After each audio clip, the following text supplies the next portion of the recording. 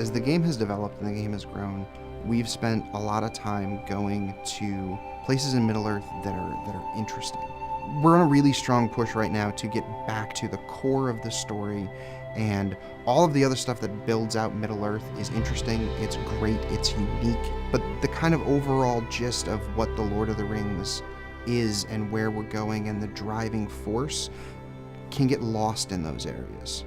We make sure that we know what Tolkien has established for whatever it is we're trying to develop. And once we have that as the foundation, we work closely with concept artists. Lucas is working on the Argonath right now. A major influence in the design of the Argonath was definitely making them intimidating and monumental in a way that I don't think many other locations in our game actually do to the same extent.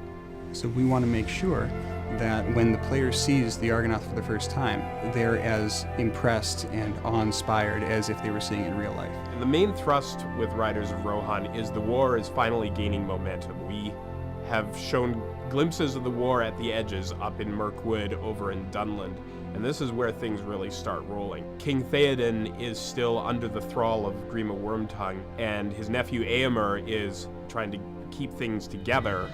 In the meantime, the Fellowship has come down the river and fallen to pieces. I think one thing about Boromir that gets discarded on, particularly this part of the story, is he's still actually a good guy. And for us, we want to try to show his underlying nobility and his regret at what the ring nearly made him do. Rohan is under siege. There are orcs, goblins, uruks coming in from all sides. We're back with the Fellowship, back to the story in the book of Lord of the Rings and that tale and that saga and journey.